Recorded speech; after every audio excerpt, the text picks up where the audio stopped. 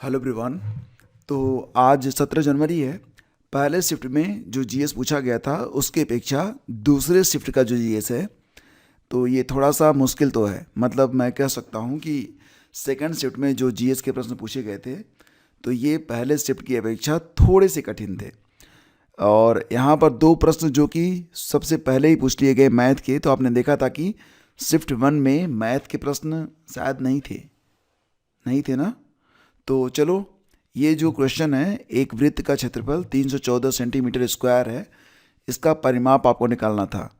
तो जैसा कि आप जानते हैं, अगर आपको वृत्त का क्षेत्रफल दिया गया है तो पाई आर स्क्वायर इक्वल टू 314 ये मान लेंगे आप। यहीं से आप आर की वैल्यू पता कर लेंगे, पुट करेंगे इसे आप 2 पाई आर में, और आपको परिमाप यानी कि परिधि का पता चल जाएगा। ये है आपका 61.8 सेंटीमीटर। तो ये विकल्प डी आपका बिल्कुल करेक्ट है। ठीक है। अगला क्वेश्चन पूछा गया था कि सूची 1 को सूची 2 से सुमेलित कीजिए तथा सूचियों के नीचे दिए गए कूट से सही उत्तर का चयन कीजिए। खटभुज के आंतरिक कोणों का योग कितना होता है? तो देखो फ्रेंड्स, ये होता है 720 डिग्री। तो यानी कि ए का जो तीसरा वाला विकल्प है ये करेक्ट है। बी में क्या है? एक समचतुर्भुज के विकर्ण। तो एक समचतुर्भुज विकर्ण 90 डिग्री पर एक दूसरे को काटते हैं, यानी कि ये चार वाला सही हो जाएगा। सी में जाएगा, एक चक्रीय चतुर्भुज के विपरीत कोण होते हैं।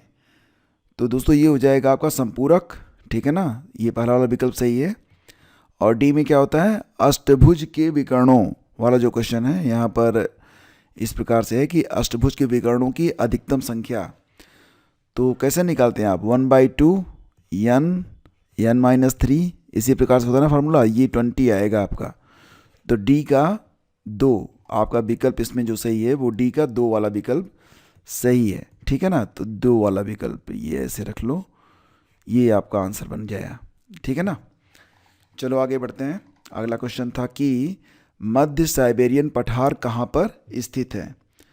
तो दोस्तों जो मध्य साइबेरियन पठार है येनिसे नदी और लीना नदी के मध्य है, यानी कि इसका जो विकल्प डी है करेक्ट है। अगला क्वेश्चन था कि ये देखो, जो मतलब क्वेश्चन पेपर मुझे मिला वो बहुत ही टूटी फूटी हालत में मिला है। ठीक है, पहला वाला जो शिफ्ट था उसमें मैंने टाइप करवा दिया था, लेकिन ये टाइप नहीं हो पाया है। तो मैं इसको दोबारा से पढ़ाऊँगा, दोनों शिफ्ट, चारों शिफ्ट हो जाने दीजिए, चारों शिफ्टों को मैं एक साथ करवाऊँगा, तब उसमें मैं इसे टाइप करवा लूँगा। तो क्या करेंगे, 2025 के प्रयागराज महाकुंभ मेले में कितने लोगों ने स्नान किया?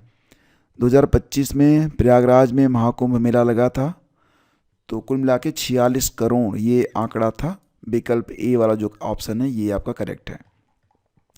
राष्ट्रीय गोकुल मिशन का मुख्य उद्देश्य पूछा था, ये 5वां क्वेश्चन है। तो देसी गायों और भैंसों की नस्लों का संरक्षण और विकास करना, यानी कि यहाँ पर जो 5 का विकल्प डी है करेक्ट है। अगला क्वेश्चन क्या था? सूची 1 सूची 2 लौह ऐस खाने राज्य, ये छठा क्वेश्चन है। बादाम पहाड़ मिलेगा आपको उड़ीसा में, ये तो आप जानते हैं। और ये नोवा मुंडी, तो दोस्तों ये मिलेगा कहाँ? वो झारखंड में हो जाएगा ना। बी का जो ऑप्शन है ये बी का 3 झारखंड ही जाएगा। और चंद्रपुर ये महाराष्ट्र में ही है। और तुमकुरू दिया गया है जो कि कर्नाटक में है। तो इस प्रकार से जो आपके ऑप्शन हैं वो करेक्ट हैं। कौन कौन से? 4 3 2 1 वाला जो विकल्प होगा ये आपका करेक्ट होगा। ठीक है, ये देखिए आपका 7वां क्वेश्चन है, और प्रश्न था कि संविधान का संशोधन और संशोधन की विषय वस्तु, ये आपको मैच कराने के लिए दिया था। संविधान का 69वां संशोधन किससे संबंधित है? तो दिल्ली की राष्ट्रीय राजधानी के स्टेटस की घोषणा। तो ये आपका ए का गया 5। ठीक है, लिख लेते हैं, ए का 5 सही है। और इसके बाद है कि संविधान का 75वां संशोधन। ठीक है, तो बी का ये जाएगा राज्य स्तरीय रेंट ट्रिब्यूनल, ये हो जाएगा आपका 1। सी वाला जो ऑप्शन है ये कौन सा होगा? तो ये है कि संविधान का 80वां संशोधन अधिनियम 2000। तो दोस्तों ये जाएगा आपका 10वें वित्त आयोग की सिफारिशों का स्वीकार्यता, यानी कि सी का जो है ये 4 होगा, सी का 4 विकल्प है। और डी में क्या दिया गया है, संविधान 83वां संशोधन अधिनियम 2000। तो डी का अरुणाचल प्रदेश की पंचायतों में अनुसूचित जातियों के लिए आरक्षण की व्यवस्था का निषेध, तो ये आपका हो जाएगा 2। ठीक है, तो ये वाला जो विकल्प है ना 5, 1, 4, 2, ये आपका करेक्ट है। ठीक, अगला क्वेश्चन है कि किस राज्य की विधानसभा प्रथम बार ऐसी विधानसभा बनी जिसमें अनुवादक की सुविधा है। तो इसका सही जवाब विकल्प बी केरल है। नेक्स्ट, चौधरी चरण सिंह राष्ट्रीय कृषि विपणन संस्थान, चौधरी चरण सिंह राष्ट्रीय कृषि विपणन संस्थान के बारे में कह रहे हैं कि यह जोधपुर राजस्थान में है। तो जोधपुर में नहीं है दोस्तों, ये मिलेगा आपको जयपुर में। तो पहला ऑप्शन आपका गलत है। यह कृषि एवं किसान कल्याण मंत्रालय भारत सरकार के अधीन 1988 में स्वायत्त संगठन के रूप में स्थापित एक प्रमुख राष्ट्रीय स्तर का संस्थान है। ये करेक्ट है, केवल 2 वाला विकल्प आपका इसमें करेक्ट है। तो ऑप्शन में जिसमें दिया गया होगा ना कि केवल ऑप्शन 2 सही है, तो बस वही वाला विकल्प आपका इसमें सही था। अगला क्वेश्चन है, निम्नलिखित में कौन सी भारतीय संसद की संप्रभुता पर सीमाएं हैं। तो मौलिक अधिकार, न्यायिक समीक्षा, मौलिक अधिकार, न्यायिक समीक्षा, संघीय शासन और लिखित संविधान। तो भारतीय संसद की संप्रभुता पर तो ये सभी हैं, यानी कि 1, 2, 3, 4 सभी इसमें विकल्प सही होंगे। ठीक है, तो 10वें का जो ऑप्शन जिसमें चारों विकल्प होंगे वो सही होगा। 1, 2, 3, 4 वाला विकल्प सभी सही है इसमें। अगला है कि अमृतकाल की दृष्टि के संदर्भ में निम्नलिखित कथनों पर विचार कीजिए। इसका उद्देश्य युवाओं पर ध्यान केंद्रित करते हुए नागरिकों को अवसर प्रदान करना है। तो युवाओं पर ध्यान केंद्रित करते हुए नागरिकों को अवसर प्रदान करना, और इसका उद्देश्य मजबूत व स्थिर व्यापक आर्थिक वातावरण तैयार करना है। व्यापक आर्थिक वातावरण तैयार करना है, तो इसका आंसर दोनों ही आपका करेक्ट है। ठीक है, दोनों ही सही है। अगला है, एक बिजली का खंभा जिसकी ऊंचाई कितनी है। एच यहाँ पर दे रहे हैं कि 16 मीटर है, 12 मीटर लंबी छाया देता है, 12 मीटर लंबी छाया देता है, ये एच हो गया, ये 12 हो गया।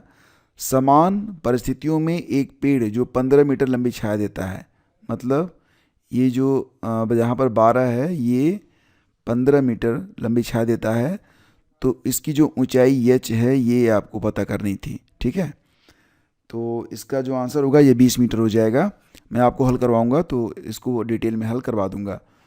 ठीक, अगला क्वेश्चन देखिए कि मिनर्वा मिल्स बनाम भारत संकेस, एसपी गुप्ता बनाम भारत संकेस, गोलकनाथ बनाम पंजाब राज्य केस और केशवानंद भारती बनाम केरल राज्य केस। तो यहाँ पर जो है ना काल क्रमानुसार आपको इसे व्यवस्थित करना था। तो इसमें जो सही विकल्प है क्या होगा, यहाँ दोस्तों आप देख सकते हैं कि सबसे पहले आएगा ऑप्शन 3। तो ऑप्शन 3 क्या है, गोलकनाथ बनाम पंजाब राज्य केस। ये मामला कब का है, 1967 का है, जिसमें सर्वोच्च न्यायालय ने निर्णय दिया था कि संसद मौलिक अधिकारों को छीनने के लिए संविधान में संशोधन नहीं कर सकती है। फिर आएगा चौथा वाला, केशवानंद भारती बनाम केरल राज्य केस। ये 1973 का मामला है, जिसने संविधान के मूल ढांचे बेसिक स्ट्रक्चर के सिद्धांत को प्रतिपादित किया था।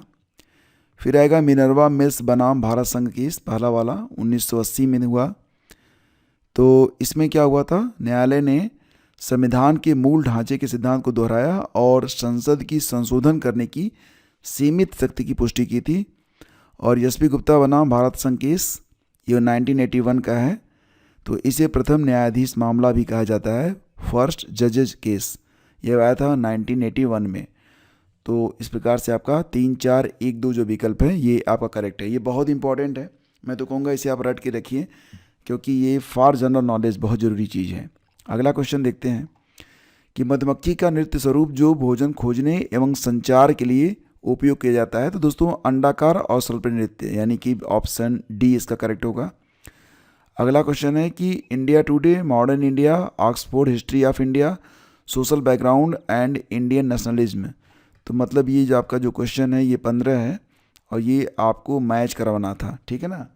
तो 15 का जो विकल्प होगा किस प्रकार से आप मैच करेंगे, तो चलिए देख लेते हैं। ये जो ऑप्शन सी है, ए का पहला जो ऑप्शन है ये मैच हो जाएगा। इंडिया टुडे, सुमित सरकार, ये यहाँ पे जाके मैच हो गया। इसके बाद दोस्तों जो आपका विकल्प बी है ये दूसरे से मैच हो रहा है। Rajni Palme Dutt, modern India, Oxford history of India का यह तीसरा ही जाके मैच हो रहा है। तो social background of Indian nationalism, ये भी चौथे से मैच हो रहा है। तो ऑप्शन 3 आपका बिल्कुल करेक्ट है, ठीक है ना।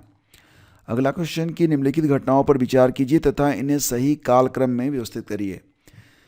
पहली टेस्ट ट्यूब बेबी का जन्म कब होता है, तो 1978। पहली भेड़ डॉली का क्लोन ये 1996 में बना था। पेनिसिलिन की खोज कब हुई थी, 1928 में हुई थी, सब याद रहना चाहिए। और डीएनए का डबल हेलिक्स की खोज ये कब हुई थी, 1953 में हुई थी, ठीक है। तो ये आप बता सकते हैं, इसका जो ऑप्शन दिया ही नहीं गया है तो इसमें आप मैच करा लेना। पहले आएगा 3 वाला ऑप्शन, ठीक है, 3 आएगा, फिर 4 आएगा, फिर 1 आएगा, फिर 2 आएगा।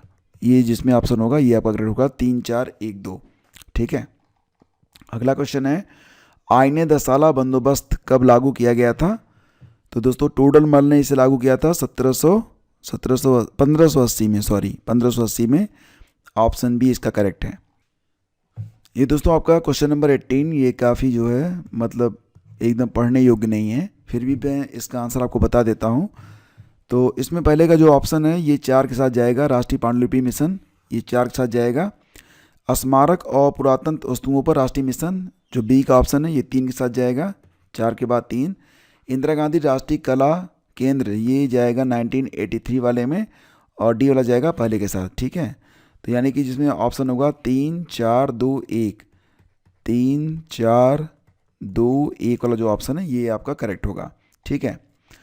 अगला क्वेश्चन है कि 2025 में 76वें गणतंत्र दिवस समारोह के यानी कि परेड के दौरान प्रदर्शित की जाने वाली तीनों सेनाओं की झांकी का विषय क्या था, तो दोस्तों इसका जो आंसर है ये विकल्प सी ही था, सशक्त और सुरक्षित भारत, ये बिल्कुल सही लगाया था भाई ने।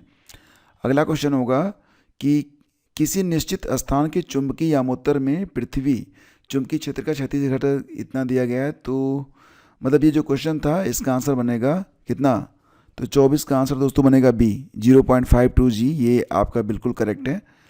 और ये मैं आपको हल करा दूंगा। नीचे 2 कथन दिए गए हैं। अभिकथन है कि भारत ने अपनी एकीकृत वायु रक्षा हथियार प्रणाली का अगस्त 2025 में परीक्षण किया है। केरल के तट पर इस परीक्षण को किया गया। तो देखो अभिकथन और कारण सही है, लेकिन कारण अभिकथन की व्याख्या नहीं है। तो ए और आर दोनों आपके सही हैं। 25 का जो विकल्प है ए और आर दोनों सही हैं, परंतु आर ए की सही व्याख्या नहीं है। तो ये ऑप्शन आपका करेक्ट होगा। और ये क्वेश्चन था कि शासक और प्रचलित नाम, बहादुर शाह को दोस्तों कहते थे, क्या कहते थे, साहिब ए खबर, ये तो आप जानते ही हैं। ए का जो तीसरा वाला विकल्प है ये आपका करेक्ट हो जाएगा। जहादर शाह को क्या कहते थे, तो देखो दोस्तों जो जहादर शाह था ना, बी, जो बी ऑप्शन दिया गया है, तो उसे कहते थे कामुक मूर्ख, ठीक है। जहादर शाह को क्या कहते थे, कामुक मूर्ख कहते थे। फर्रुखसियर को क्या कहते थे, घृणित कार कहते थे, फर्रुखसियर को कहते थे। यानी कि बी का 2 विकल्प जाएगा, सी का जाएगा, फर्रुखसियर का 4, ठीक है। और मोहम्मद शाह रंगीला कहा जाता था। तो 3 1 4 1, 3 2 4 1 वाला जो विकल्प है ये आपका करेक्ट होगा, ठीक है। अगला क्वेश्चन है कि 2 कथन दिए गए हैं जिनमें एक को अभिकथन ए और दूसरे को कारण आर के रूप में अंकित किया गया है। और फिर मैं डिटेल में इसे हल करवा दूंगा। तो अगला क्वेश्चन था कि उपनिषदों का संकलन वैदिक काल के अंत में हुआ था। कारण बता रहे हैं कि उपनिषदों का चिंतन आत्मा के विचार के इर्द गिर्द केंद्रित है, न कि बलिदान के। 27 का दोस्तों यहाँ पर जो आंसर होगा ए और आर सही है, और आर ए की सही व्याख्या वाला जो ऑप्शन होगा ये आपका करेक्ट होगा। और इसी प्रकार से 28वां क्वेश्चन था कि भारत के G20 सम्मेलन 2023 का जो विषय है, थीम वसुधैव कुटुंबकम है, यानी कि एक पृथ्वी पर कुटुंब एक भविष्य। यह महापनिषद के प्राचीन संस्कृत पाठ से लिया गया है। दोनों अलग अलग तथ्य हैं, व्याख्या नहीं है। तो ए भी अभिकथन भी सही है, कारण भी सही है, लेकिन व्याख्या नहीं है। तो जो ऑप्शन होगा ना कि ए और आर सही है, लेकिन आर ए की व्याख्या नहीं, वो वाला ऑप्शन इसमें करेक्ट होगा। भारत के जिन राज्यों में सूती वस्त्र उद्योग स्थापित नहीं है, जम्मू कश्मीर में नहीं है, गोवा में नहीं है, अरुणाचल में नहीं है, पंजाब में है, तो 1, 2, 3 वाला जो विकल्प होगा ये आपका करेक्ट होगा, 1, 2, 3 वाला ऑप्शन। ठीक है, और ये आपका अंतिम क्वेश्चन था कि राष्ट्रीय परिवार स्वास्थ्य सर्वेक्षण 5 के अनुसार निम्नलिखित राज्यों में किस राज्य में सकल प्रजनन दर सर्वाधिक है। तो दोस्तों सबसे अधिक डेंसिटी जो है बिहार की है, तो वहीं पर TFR भी है, तो ऑप्शन सी करेक्ट है। इसमें से 2-3 प्रश्न मिसिंग हैं जिनको मैं आपको पहले कमेंट में दे रहा हूँ, उसका प्रश्न को भी और उसका उत्तर भी।